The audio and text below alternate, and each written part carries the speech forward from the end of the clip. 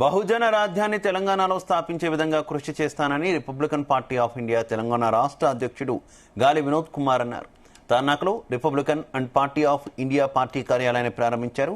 దీనికి ముఖ్య అతిథిగా రిపబ్లికన్ పార్టీ ఆఫ్ ఇండియా జాతీయ అధ్యక్షులు భీమ్రావ్ యశ్వంత్ అంబేద్కర్లు ముఖ్య అతిథిగా హాజరై పార్టీ కార్యాలయాన్ని ప్రారంభించారు.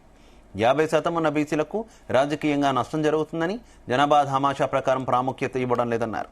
తెలంగాణలో అంబేద్కర్ రాజ్య స్థాపన నెలకొల్పేందుకు కృషి చేస్తానన్నారు గాలి వినోద్ కుమార్.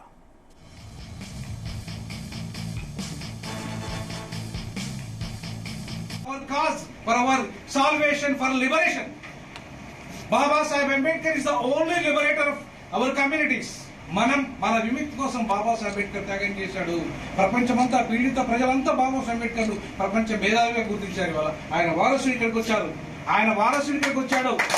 నేను ఖచ్చితంగా తెలంగాణలో బహుజన రాజ్యం, అంబేద్కర్ రాజ్యాన్ని స్థాపించడం లక్ష్యంగా పనిచేస్తాం. తప్పకుండా మీ యొక్క నమ్మకాన్ని మీరు ఎక్కడ కూడా పంపు చేయండి sir. I am promising, on behalf of the media and on behalf of the people, I will commit towards Ambedkar